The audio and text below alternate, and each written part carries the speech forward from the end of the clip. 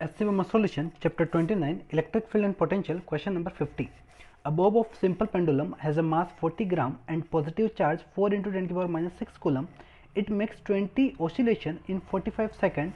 A vertical electric field pointing upward of magnitude 2.5 into 10 to the power 4 is switched on. How much time will it now take to complete 20 oscillation? Okay तो first जो अपने पास simple pendulum है उसका mass given है, charge given है और number of oscillation given है और इन ऑसिलेशन में टाइम कितना लग रहा है वो भी दे रखा है। तो सिंपल पेंडुलम में फ्रीक्वेंसी का फॉर्मूला क्या होता है? Frequency is equal to 1/2 pi root G by L, यही होता है फॉर्मूला।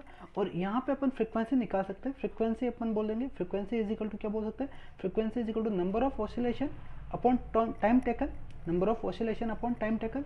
नंबर ऑफ ऑसिलेशन अपने पास 20, टाइम कितने पास है 45, ये आपकी फ्रीक्वेंसी हो गई। ओके अब नेक्स्ट क्या बोलेंगे, इसी पेंडुलम में अगर हम इलेक्ट्रिक फील्ड ऊपर की तरफ अप्लाई कर दें, कितना अप्लाई करें इलेक्ट्रिक फील्ड? इलेक्ट्रिक फील्ड बोला है 2.5 इंटू 10 की power minus 6 coulomb, right, Newton पर मीटर, सॉरी कूलम नहीं आएगा, न्यूटन पर मीटर आएगा। ये इलेक्ट्रिक फील्ड अगर ऊपर की तरफ अप्लाई करें तो 20 ऑसिलेशन में टाइम कितना लगेगा वो फाइंड करना है। क्या पूछा है? अगर फील्ड अप्लाई करें तो 20 ऑसिलेशन में टाइम कितना लगेगा वो फाइंड करना है, यानी यहाँ पे अपने को टाइम फाइंड करना है। तो देखो फ्रीक्वेंसी यहाँ पे फॉर्मूला क्या होगा 1/2 pi root G by L, और यहाँ पे फ्रीक्वेंसी का फॉर्मूला क्या होगा? यहाँ पे सेम फॉर्मूला होगा 1/2 pi root G by L, but यहाँ पे जी कौन सा होगा? इफेक्टिव जी होगा, ठीक है। अब यहाँ पे जो डाउनवर्ड फोर्स लग रहा था एम जी, उसका acceleration due to gravity G आया, वो जी अपन ने यहाँ यूज़ किया। अब यहाँ पे डाउनवर्ड फोर्स कितना लगेगा? देखो डाउनवर्ड फोर्स पर नेट डाउनवर्ड फोर्स कितना लगेगा? एम जी, एक तो नीचे एम जी फोर्स लग रहा है और एक ऊपर फोर्स लग रहा है आपका इलेक्ट्रोस्टैटिक फोर्स, ये एफ ई। तो अपना नीचे जो फोर्स है, नीचे फोर्स हो गया, वो फोर्स अपन लिख सकते हैं इफेक्टिव फोर्स होगा M G minus F E, right, ये फोर्स होगा, यानी इसको M A is equal to ये लिख सकते हो। यानी यहाँ पे एक्सेलरेशन कितना आ जाएगा नीचे की तरफ? G minus F E by M, यानी ये आ जाएगा G minus Q E by M. इसको सोल्व करेंगे तो जी अपना 9.8 और Q कितना है अपने पास? Q 4 इंटू 10 की पावर माइनस 6 और E कितना है 2.5 इंटू 10 की पावर माइनस 6 और मास कितना है 4 इंटू 10 की पावर माइनस 2। एक बार देख लेते हैं सब सही लिखा। फील्ड माइनस 6 नहीं है प्लस 4 है, फील्ड कितना है प्लस 4 है।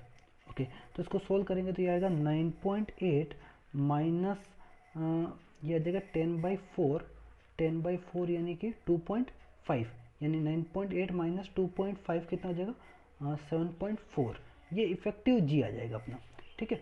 यहाँ वैल्यू पुट कर देते हैं तो फ्रीक्वेंसी आ जाएगा, फ्रीक्वेंसी इज इक्वल टू क्या लिख सकते हैं? Number of oscillation upon time. यहाँ पे वापस नंबर ऑफ ऑसिलेशन तो 20 है लेकिन टाइम हमें नहीं पता, और ये 1/2 पाई, इफेक्टिव कितना है 7.4 और एल सेम रहेगा, लेंथ तो दोनों के लिए सेम है। इस फॉर्मूले में आ जाएगा 1/2 पाई रूट जी की जगह 9.8 upon L is equal to frequency क्या है 20/45।